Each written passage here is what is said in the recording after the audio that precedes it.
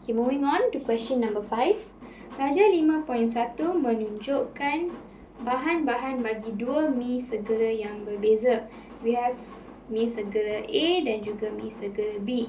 Okay.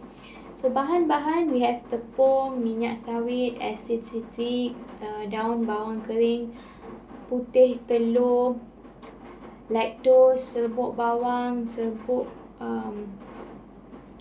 bawang putih. Okay, this is all extra. Serbuk ayam organik. Okay, all this is extra in bahan B. Where else in bahan A they have mononatrium glutamate, lemak ayam dan lemak ayam. Okay, done. So this one is basically your Form 5 Chapter 5. So your Form 5 Chapter 5 actually requires you to memorize a few things. Memang this topic you have to hafal several things lah. Okay, I mean not the concept but like the composition or maybe the kegunaan and all. Okay, sometimes you won't know, so you have to memorize it. You don't maybe use it on a daily basis, so you won't know lah. Okay, now let's look at the question. Berdasarkan lajah 5.1, apakah jenis bahan tambah bagi asid sitrik? Okay,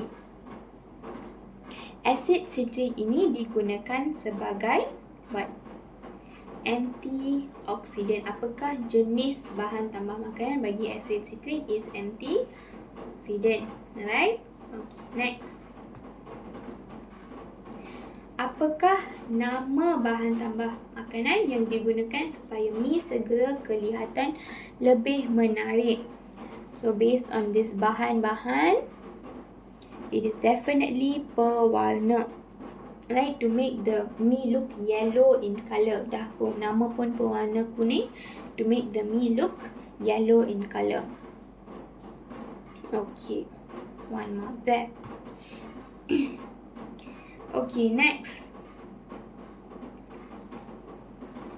Berdasarkan bahan-bahan dalam lajah 5.1, mi segera manakah paling kurang? Okay, it gives the least kesan buruk apabila dimakan secara berlebihan. Berikan sebab anda. Now let's go look back at our bahan A and bahan B. Bahan A has lemak ayam and it also has mononatrium glutamate. Whereas bahan B on the other hand, it has serbuk bawang putih, serbuk ayam organic. Okay, these two are the ingredients that differ from one another lah. Okay, so based on these ingredients, obviously bahan B is way more, not to say it's not healthier, but it is a bit more better than mi segera A. Why? Come. Because mi segera B tidak mempunyai mononatrium glutamate, tetapi mi segera A has mononatrium glutamate yang tidak baik untuk kesihatan. So give any answers which is logical, because for this type of question it's an open answer. There's no like one specific answer to it. As long as your answer makes sense, then you'll get the point. Okay, or you can say, because mi segera B menggunakan serbuk ayam organik, and manakala A pula digunakan lemak ayam. So if you eat too much due to the lemak, you might get obesity, somewhat like that. Okay, next. Question B, minyak sawit merupakan lemak tak tepu. Lajah 5.2 menunjukkan persamaan kimia bagi tindak balas penghidrogenan minyak sawit X kepada lemak tepu Y. Seimbangkan persamaan kimia dalam lajah 5.2. Okay, so you have to seimbangkan the hydrogen. So you can quickly just count, and after you count, here should be 3 lah. Okay, one mark there. I'm not gonna, it's Pretty simple. Balancing is a very basic thing that you should know lah. Okay, now next, hitung jisim lemak tepung yang terhasil apabila 73.9 gram minyak sawit digunakan dalam tindak balas penghidrogenan. So they want you to find the jisim lemak tepung yang terhasil. Okay, for you to know the jisim, you need to know the jisim molar and the bilangan mol. Correct? Because jisim is equals to bilangan mol times jisim molar. Okay, jisim molar lemah tepung dah diberikan, which is 745. Okay, however though you don't have the bilangan mol. In this case, you can, since your jisim minyak sawit diberikan, you can use this to get bilangan mol of minyak sawit, and then you use the ratio, you get the ratio of it. Okay, so bilangan mol X, which is your bilangan mol minyak sawit, is basically 0.1 mol. How? Jisim divide jisim molar, you'll get 0.1 mol. And then you do the ratio.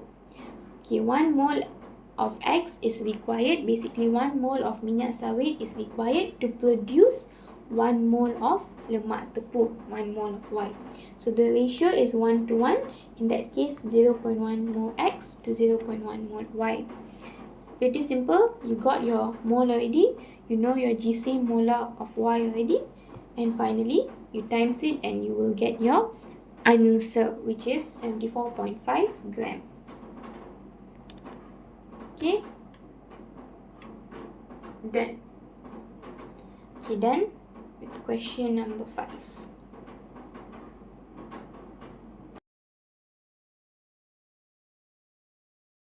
Okay, next question 6. Jadual 1 menunjukkan keterlalutan. Okay, this is form 4 chapter 5.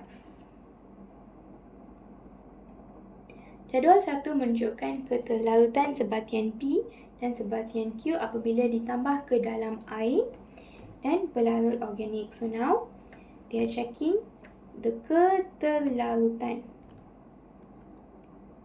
of sebatian P and Q.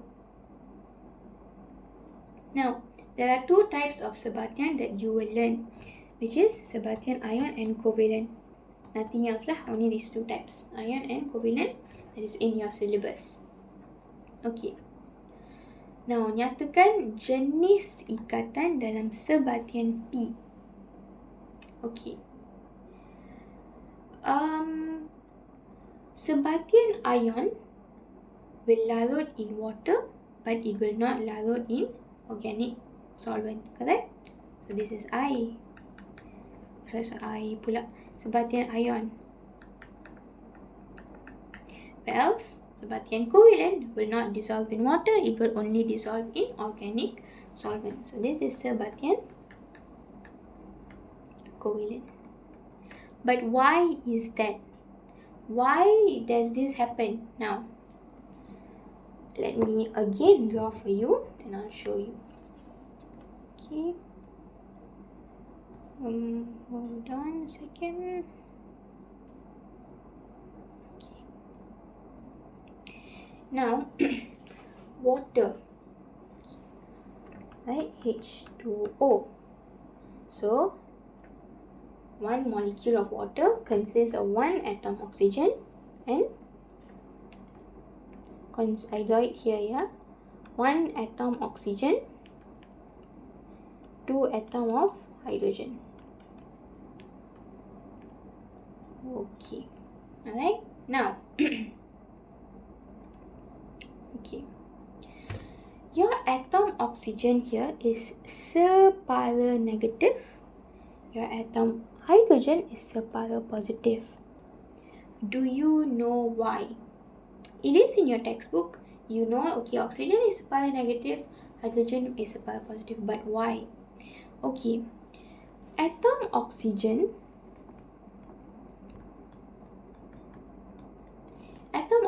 mempunyai keelektronegatifan yang tinggi, where in your Form 4 syllabus, you will learn 4.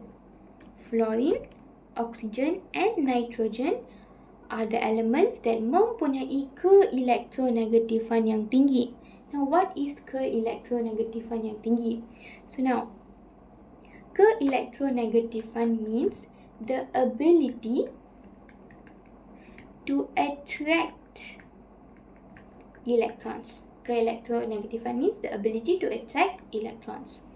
Okay, so in this case, right, you know that H2O is, a result of Sabatian covalent. Why? Because they share. Alright, they share electrons. Correct? Okay.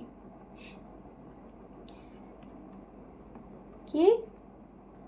It's again, the drawing is not on point. It's just for you to visualize it. Okay. So yeah, just take note of that lah. The drawing is not on point. Hold on a second. Yeah. Alright. Okay. This is your oxygen's electron arrangement lah. Hold on. 2, 3, 4. 1, 2, 3, 4. Okay. 5, 6, 7, 8. Alright. Okay. Yes. There we go. Hydrogen has only 1. Okay. So now, as you can see, oopsie.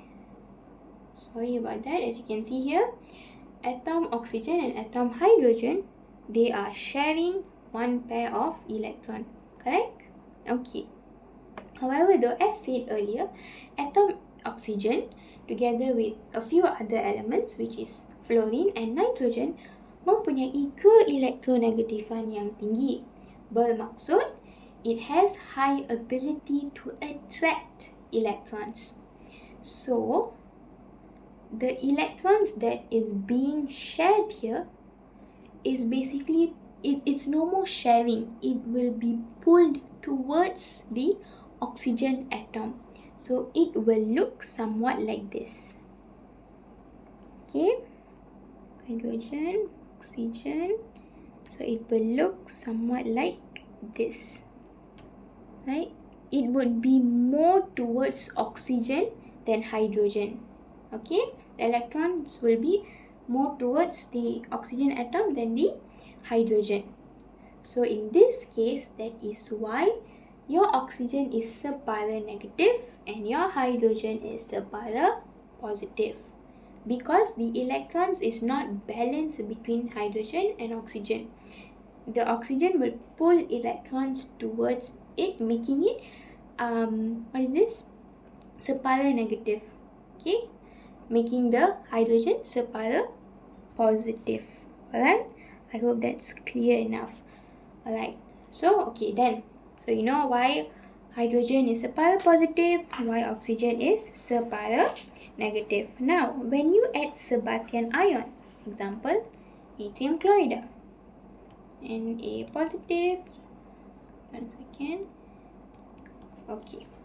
Right, when you add Sabatian ion, example, natrium chloride in water, what happens is that, as said earlier, oxygen is separa negative, right?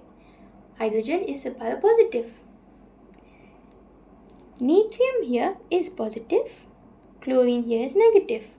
So, opposite charges will attract, correct? In that case, bearing that in mind, this negatively charged chloride ion will have daya tarikan electrostatic force with this atom hydrogen, which is separa positive. Where else, this ion natrium, which is positively charged, will have an electrostatic force with atom oxygen yang bersifat separa negative. So that is why, so when this happens, due to the electrostatic force that is being pulled, these two will break. So this will then become ion natrium, a free moving ion natrium, ion chloride. This will go stick to this, this will go stick to this. Okay, so in summary, due to this, that is why it breaks down. Okay, because the force of attraction between the ion natrium with the oxygen is way stronger compared to these two. So it will break. That's why it will dissolve in water, not in polar organic. Okay, as simple as that. I hope you understand lah. Okay, nyatakan jenis ikatan dalam sebatian P, sebatian ion. Ikatan ion. Okay. Apakah persamaan dalam pembentukan sebatian P and Q? So all this process, as I said, all this process is to ensure that they achieve what? Susunan elektron duplet atau octet yang stabil. To achieve stable duplet or octet electron configuration, electron arrangement. Okay, now etanol mempunyai jenis ikatan yang sama dengan sebatian Q, ikatan kovalen. Now, nyatakan keterlarutan etanol dalam air. Okay. Now, what is the formula of ethanol? CN H2N plus 1 OH, correct? Okay. So this is the basic formula, right? So ethanol consists of 2 carbons. In that case, C2H5OH. Okay, nyatakan keterlarutan etanol dalam air dan berikan keterlarutan ada satu alasan. Now, based on this, right, even if it's sebatian covalent, even if it's sharing electrons, can you look at this part only? What is this? This is, yes, OH. It is sharing. However, though, there will be ikatan hydrogen between this and the H2O here. Alright? There will be ikatan hydrogen with this and H2O. Now, remember back the definition of ikatan hydrogen. Okay. Ikatan hydrogen ialah daya tarikan. Let me just write it down for you here. Daya tarikan antara atom hidrogen yang mempunyai ikatan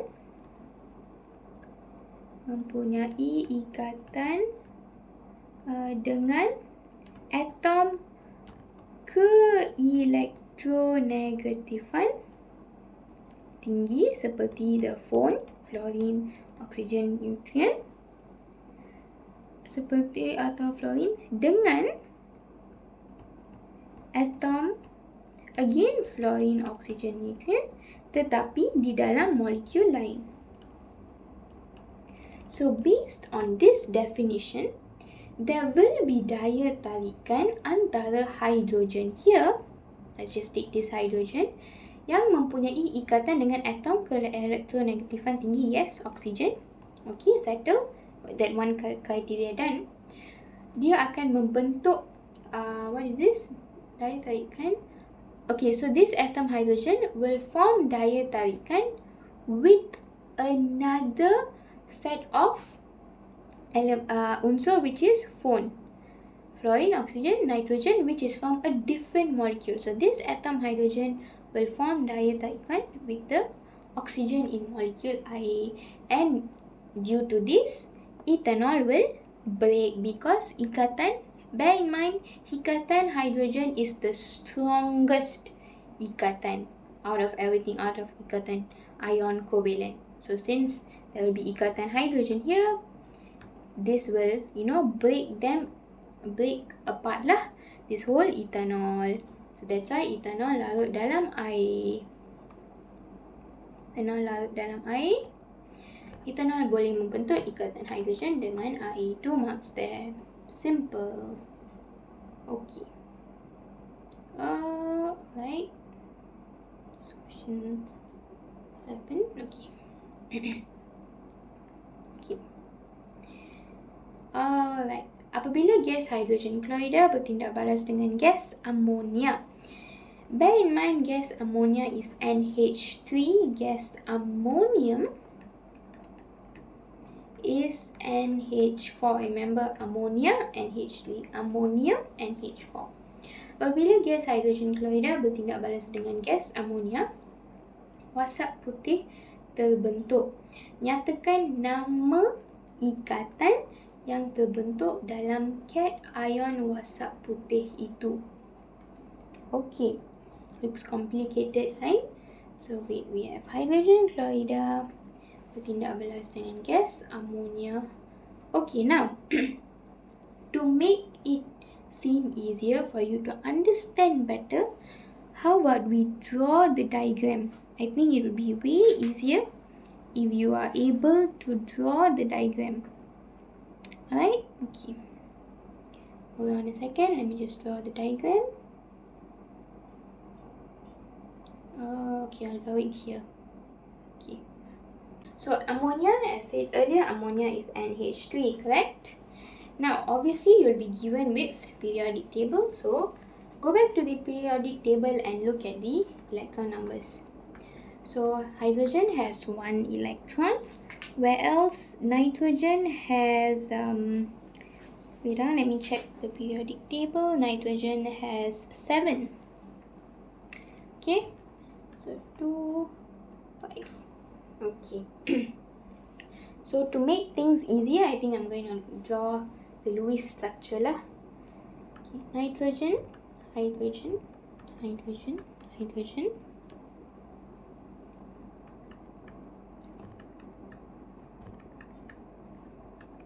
Okay, so the cross.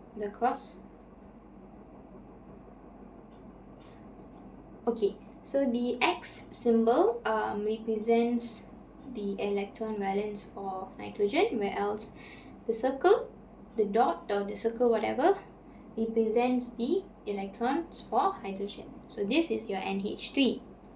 Okay. So question 1, nyatakan nama ikatan yang terbentuk dalam cation. Okay. So here gas hydrogen klorida consists of ion hydrogen and ion klorida, correct? Ion hydrogen is cation, whereas ion klorida is anion. So when this gas ammonia reacts with ion hydrogen, that means ion hydrogen, it has more proton than electrons. In this case, it has 1 proton, but it has 0 electrons. Okay, it has no electrons as well. So since, hold on, okay, alright, okay, now since it has no electrons at all, it must somehow find a way to get 2 more electrons in order to achieve stable duplet electron arrangement, correct? Untuk mencapai susunan elektron duplet yang stabil. NH3, your ammonia on the other hand, has satu pasangan elektron bebas. Okay? It has satu pasangan elektron bebas, this thing, right? It's not being shared by any other atoms.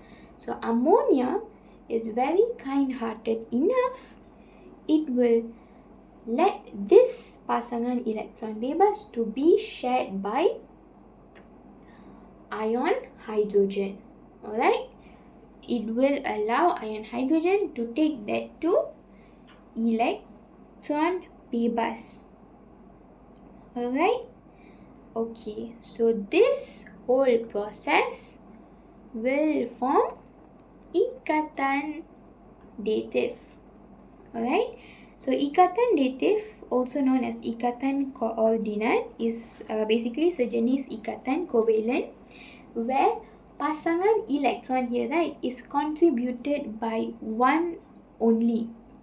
Right? If let's say we have now ammonia and hydrogen, usually in ikatan covalent, both the atoms will contribute one, correct? Then they'll form molecule. But in this case, only ammonia is contributing electron, but not ion hydrogen. So it will be ikatan dative. Alright? As simple as that. Okay. So when ion hydrogen takes up these two pasangan electron bebas, it will form ikatan dative. Okay, another key word that I would like to highlight is that let's say when you're explaining ikatan dative, make sure you write the word bebas, pasangan electron bebas. If you only write pasangan electron, it's considered wrong. It must be pasangan electron bebas. That is the proper whole keyword for it. Okay? Alright. So in that case, it will form ikatan dative. Okay, 1 mark there. Tuliskan persamaan kimia bagi tindak balas itu. HCl plus NH3. You just add everything up lah. NH4Cl. Okay. 2 marks there. Now, hitung bilangan molekul yang terdapat dalam 8.5 gram gas amonia. Alright, so to get your bilangan molecule, you must times bilangan mole with per molar Avogadro, correct? Okay, but how to get your mole? Now, GSIM, from GSIM, you can get bilangan mole, where bilangan mole equals to GSIM over GSIM molar. Okay? So, you find your GSIM molar for ammonia, and then your GSIM divide by GSIM molar, you'll get bilangan mole. That bilangan mole, you times with Avogadro's constant, which is 6.02 times 10 to the power of 23. Dah dapat 2 markah. Here 1 mark, here 1 mark. Okay, done. Usually, to find your molar mass, there won't be any mark allocated for that lah. But doesn't mean you can simply do mind calculation. It's better for you to show each one by one method lah, so that again when you want to recheck your paper, it will be easier. Okay, so that is it for question 6. Okay, done. Question 6. Okay, next question 7. So question 7 is basically form 5 chapter 2. Okay. Jadual 2 menunjukkan hasil tindak balas pembakaran bagi metana. Okay. Metana comes under alkana. Its kumpulan berfungsi is ikatan kovalen tunggal. Right? Okay. Now, so there's 2 different set. Satu, keadaan pembakaran adalah pembakaran lengkap. Hasil tindak balas is X dan juga air. Kalau bagi set 2 pula, keadaan pembakaran is pembakaran tidak lengkap. Hasil tindak balas adalah jelaga dan air.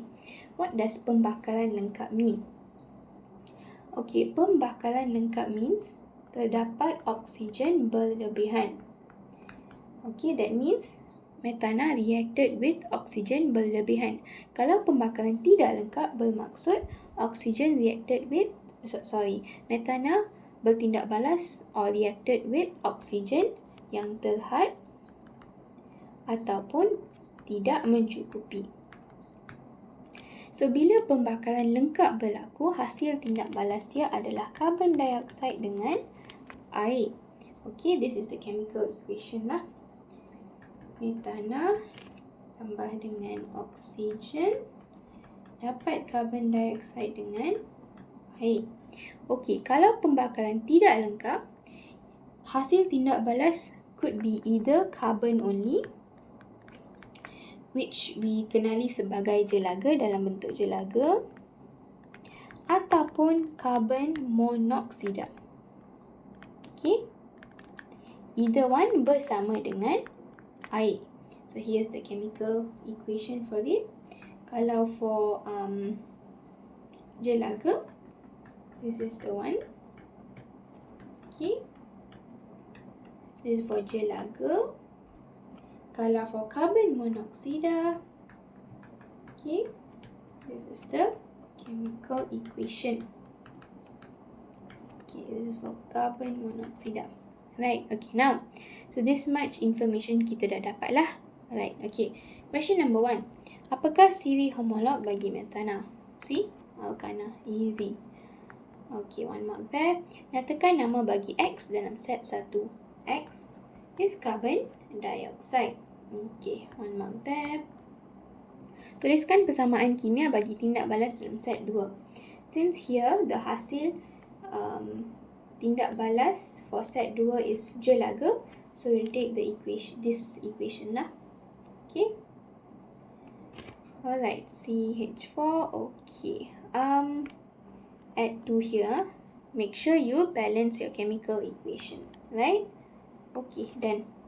Next, hitung isi padu gas oksigen yang digunakan apabila 0.5 jelaga terhasil. Now, for you to get your isi padu, you need to know bilangan mole. Correct? Bilangan mole for oxygen. However, here, they only gave you bilangan mole for jelaga. You use the ratio.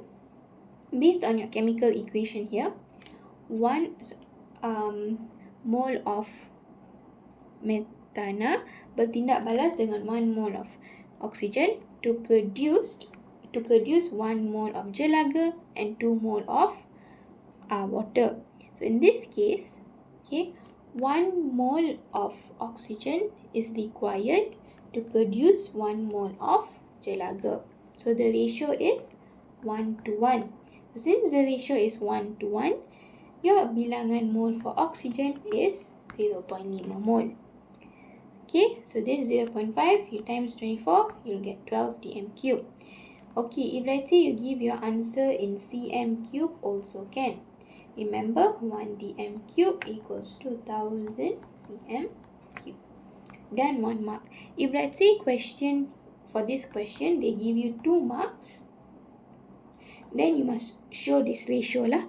You must show the ratio how you got 0.5 mole for oxygen. Okay. Next. Okay, question B. Darjah 6.1 menunjukkan satu papan tanda keselamatan di stesen minyak. Wajarkan amalan pada papan tanda keselamatan itu. So obviously lah, petrol mudah terbakar dan juga petrol mudah sangat untuk meluap. So you'll get 2 marks there, 1 here and 1 here. Any logical answers, any correct answers will be acceptable. Okay? Alright. 2 marks there. Next, C. Darjah 6.2 menunjukkan formula struktur bagi satu ester dengan bauan apple.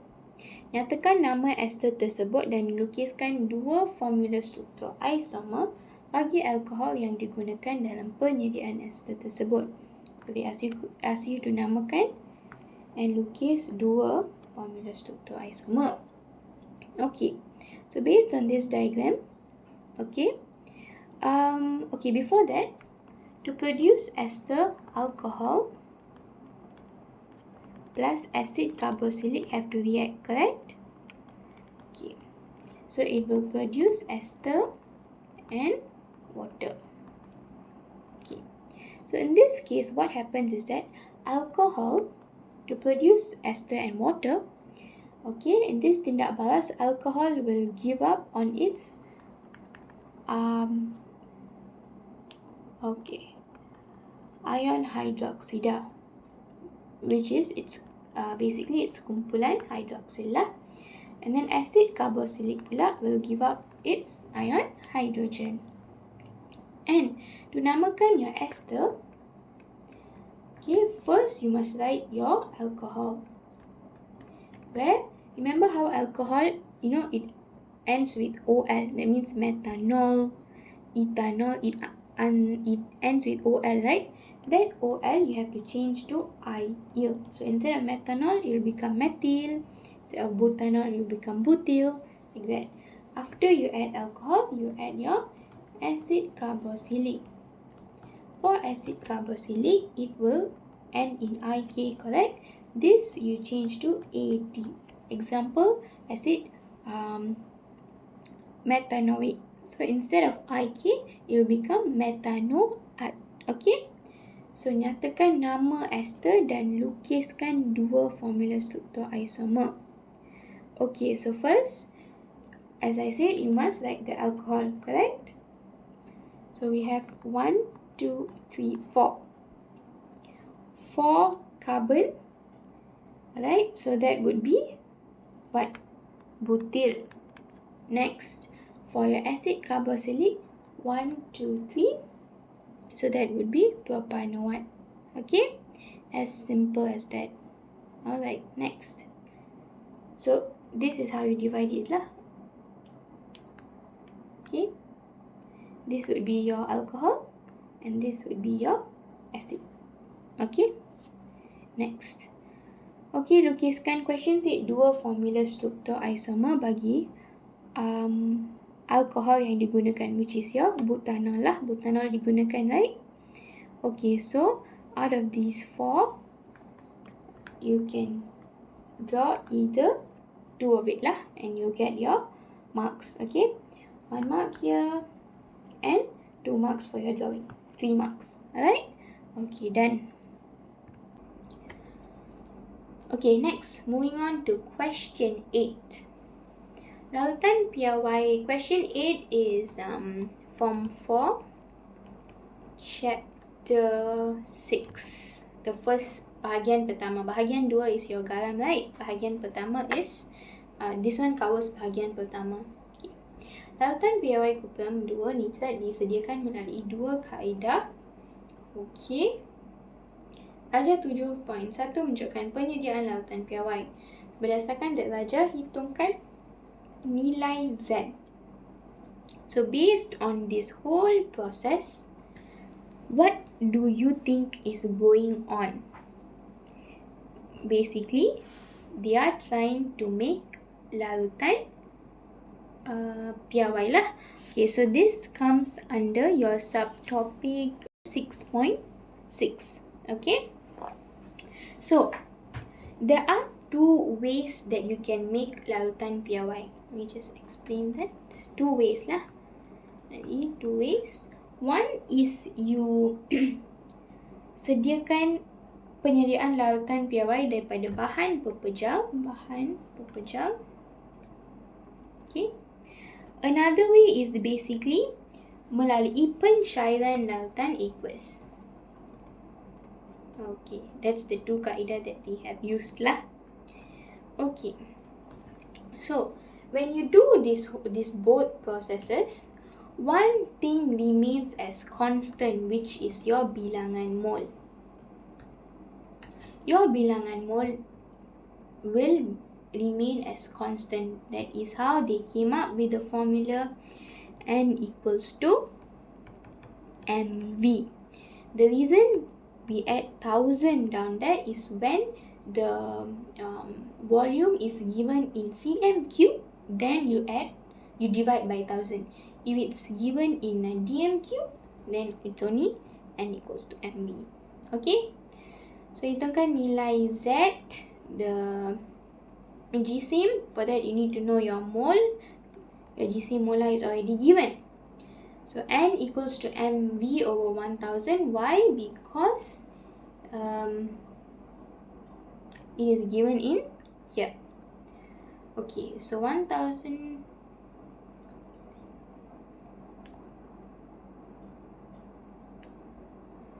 Okay, so now going back to the question.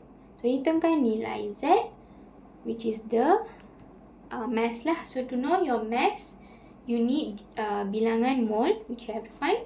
GC molar is already given.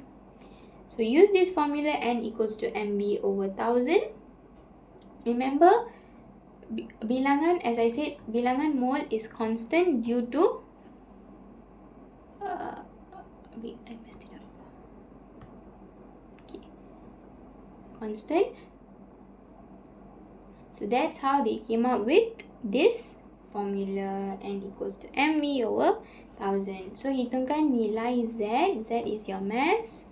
So to get your mass, you need mole and bilangan mole and GC molar. GC molar is already given. So find your bilangan mole M kepekatan 100.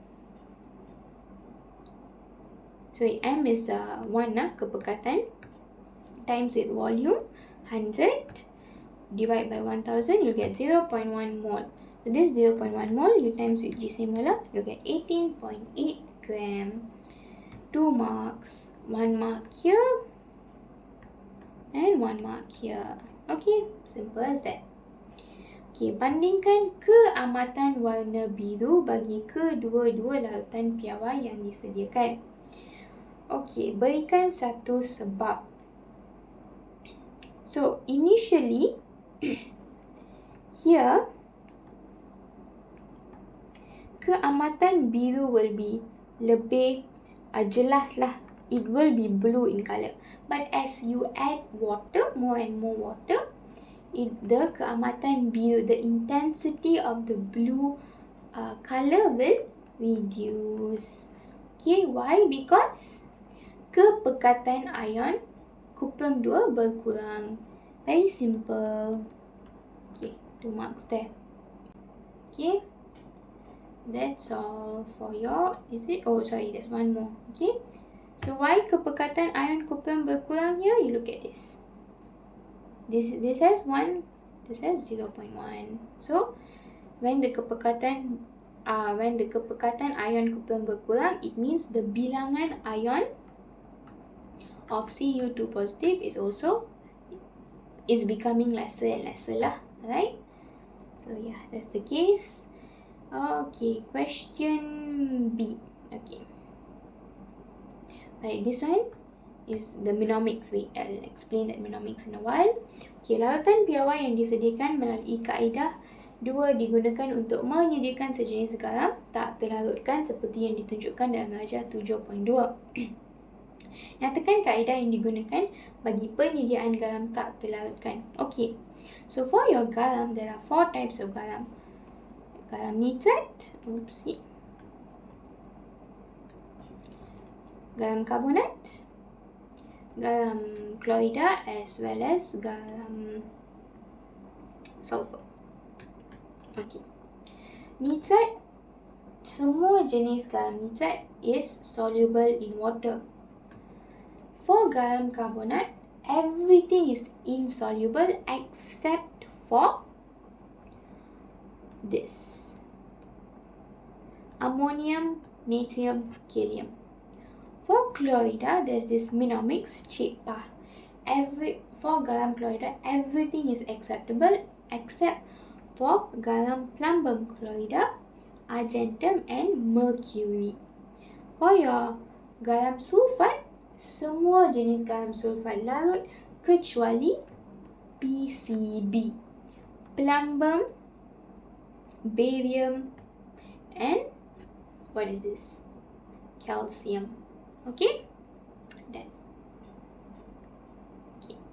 So nyatakan kaedah yang digunakan bagi penyediaan garam tak terlarutkan. Penguraian ganda 2, pemendakan also acceptable. Mark that lah. So if let's say you want to know more about garam, you still don't get a proper understanding on garam, I have done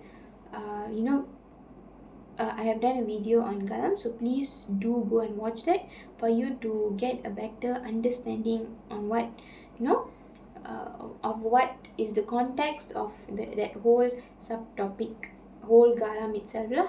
Okay, because in your Form 4 chemistry syllabus, garam is one of the most toughest subtopic. Alright, so please do go have a look at that video if you still don't understand garam. Okay, nyatakan nama larutan A dan mendakan Y. Okay, larutan A dan mendakan Y. Okay. To make it mendakan, okay, mendakan Y, copper here must either be with must be with what? karbonat, garam karbonat, CuCO3 to form mendakan, which is garam tak terlarutkan air. So to form that, larutan A must consist of ion carbonate, correct? It could be with what? Because this is in a form of larutan.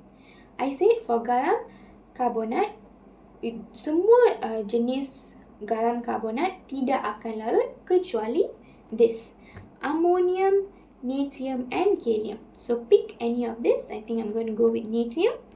So I'll have natrium carbonate. Natrium carbonate.